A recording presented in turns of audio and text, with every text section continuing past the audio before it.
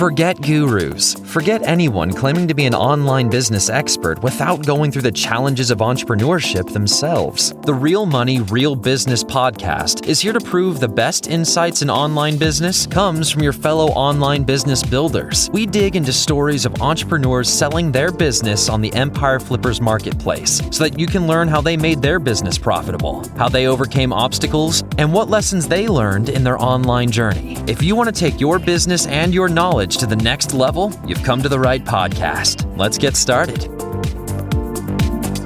Thanks for tuning in to our seller interview series. Up today, we've got a dropshipping business for sale in the design niche. Created in December 2014, this business makes an average of $10,447 per month in net profit, and the listing number for this business is 50311. Now, we do these interviews to give potential buyers more information about both the seller and the asset they're looking to purchase. We hope these insights are helpful for you in making a buying decision. We've got the seller with us today to go through the business and cover everything from niche selection to traffic and monetization. So thanks for coming on, Gore. Thank you, Sarah. Awesome. So before we get into the interview, I've just got a quick summary to go over. So the business was built in December 2014. This business has average monthly revenue of $41,978 and is producing an average net profit of $10,447. And that's based on a 12-month average. Included in the sale of the business are domain and all site content and files, email list, social media. So that's Facebook, Twitter, and Instagram. SOPs, supplier contracts and relationships, and employee contracts.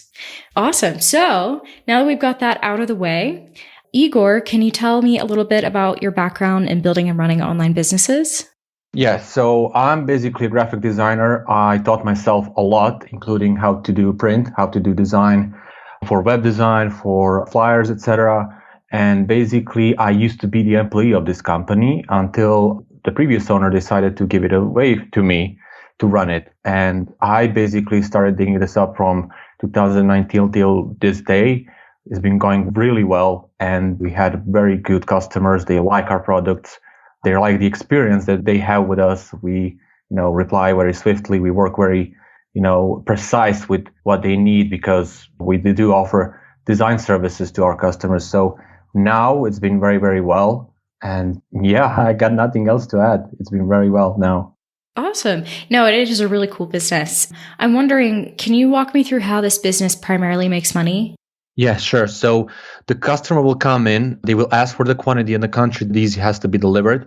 If the quantity is accepted, we will move to the design process. The design process is either done by the customer or us.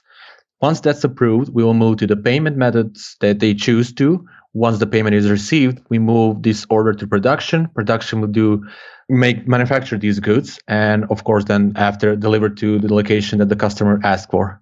Awesome. So why are you selling the business instead of keeping it and growing it? So currently, I already run another business, and I've been doing that since October 2020. And I'm looking to get some sort of capital so I can grow it in the next couple of weeks or so, because that business has already started growing. And I will need probably to get more people to work with, sales designers, some SEO managers too. So I decided maybe to focus on this other business way more than currently on this one. Okay. So while you've run this business, has there anything that you've learned along the way that you found just really worked for you? Well, the relationship with clients was awesome. I mean, it's still awesome because they are still returning to us. They like what we do for them. And I did learn a lot on how to handle, especially Fortune 500 companies, because they are a little bit different and you got to have to work with them. And we have been doing it very, very professionally. Like we are basically handling everything for them, including even logistics, making sure that all the goods are delivered on time and they're happy and they are going to return back to us. So it's been quite a good journey, and the experience has been enormously huge with, especially, when you work with big brands. Yeah, I definitely think that's a unique selling point for your business, that you work with such large corporate brands. It's a big deal. So is there anything along the way that you tried that didn't work for this business? Yes, so we didn't try B2C that much. I believe it's way more important that we have B2B because there's bigger margin and also the experience is way better when people can get 100 units of their own brand rather than going something lower than that. And I think there is quite a gap now for that market. This is why I even suggested that it can be built on a marketplace where people will be able to buy these for their individual use. And this is the only thing that I see kind of as a downside that I didn't do it. Okay, I get that. Well, I think it ties in to a later question I'll go ahead and ask you now. Would you say like that's a growth opportunity for a buyer? Or if not, what are you seeing as the growth opportunities for the business? Definitely a growth, because I already spoke to some of the competitors. I do have friends that are working in this field, and they did kind of recommended me how to do the next step, which I'm very likely will be sharing this with another buyer. I do have a plan. I did kind of start already building this marketplace.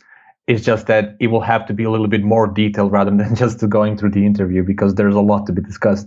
Okay. No, that makes sense. So switching gears, what about traffic? So where does the majority of your traffic come from? We have a very, very good SEO, and a majority are coming from Bing or Google or Yahoo. So whenever you search our products, we are probably top 3. So that's why a lot of them are coming from that site, and they are coming from very, very specific URL, which I'm not willing to share now, as we have this certificate from that page. Hence, they are also coming. A lot of traffic is coming from that site too. Okay. And what about marketing? Is there anything you're currently doing in terms of marketing? We did ads back in the days. The only thing that did work for us, especially when you work B2B, Google ads were working. We did some social media marketing here and there. Medium Quora, we have our own blogs. There are also, have a lot of visitors reading through our magazine that we provide. And I think that's essentially it. And, the majority of stuff were basically only Google ads, and everything else is just, was a little bit helpful. It's still helpful, of course. Okay. No, that makes sense. Sounds like it's built out. So now circling back, when we talked about growth opportunities, I want to ask about risks, because obviously there's always two sides to things. What do you think are the biggest risks with the business that a buyer should be aware of? Print. You need to know the print. I can basically teach anyone how to handle these stuff. There are definitely some rules to follow. It's not easy as pressing the start button on the printer and waiting for magic to happen. There are some rules to be done.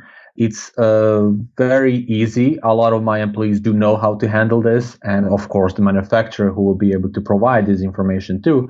But that's the only risk that I see.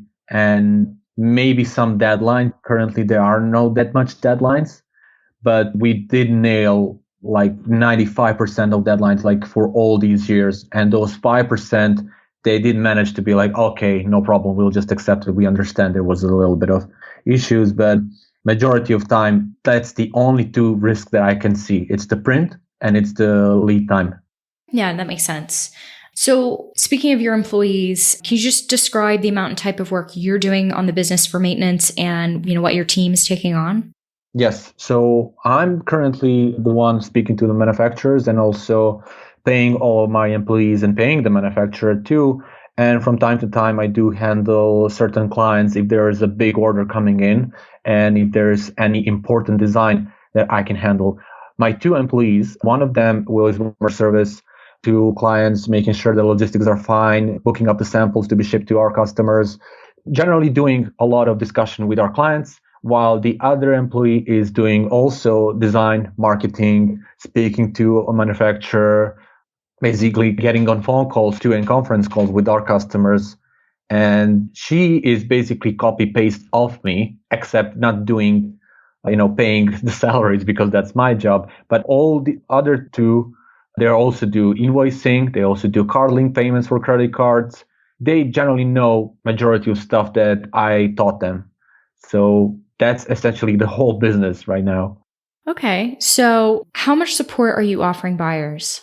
30 days. I will be able to be on Skype all the time. I generally don't really go out, especially because of the lockdowns and everything happening with pandemic. So whenever they need help, whenever they need any assistance, I'm just one call away. I will be able to appear in like less than 5 minutes to handle whatever they need. And if they have any further questions or concerns, whatever, like I'm basically always here. Okay. And would you commit to a non-compete? I will not be competing in this industry, definitely. And are you open to something like an earnout? No, I believe it will have to be something like 100% for sure. Okay. This is my final question. Putting yourself in the shoes of a buyer, why do you think this is a business worth buying? Basically because of the experience that you get to work with all these big companies and create a good relationship with them, and having a good portfolio for the future use in case you want to grow a business in a different market. You will be definitely able to get way better income, way better traffic, purely because people love to see who you work with. And we did had a lot of big clients coming in. And it's very fun. If you work in design industry and you know how to handle certain stuff, you will also be able to have in your portfolio or CV that you work with all these big brands. Also, this is all a very growing industry. It's growing rapidly and it will be growing in the future as well. I just want to be sure, like whoever is the buyer, when the buyer comes in, to give the proper instructions, to give the proper guidance, because I am very committed to this business a lot. All these years I've been working very hard, and I just see that it has great value. You will be able to grow it easily once everything comes back to normal. When the pandemic stops, it's going to be even better for you and for all the other people. So that's why I'm thinking that's why it has the value. It's just very good interest. I'm actually going to miss it now. No, I get that. And you're right. It is in a really cool industry, specifically the products, which we can't share on here. But I think it's a good point that you mentioned that it is growing, because that is it's a unique part of what you're doing in this business. And I think it makes a great opportunity for a buyer. So thanks for coming on and sharing all that. No problem, Sarah. All right, everyone. Thanks for listening. To check more details on this business or to unlock the listing, visit empireflippers.com/marketplace and search for listing number 50311. If you're watching this on YouTube or Facebook, click the link in the description to go straight to the listing. By unlocking the listing, you'll be given everything you need to know about the business and can start your due diligence. Until next time.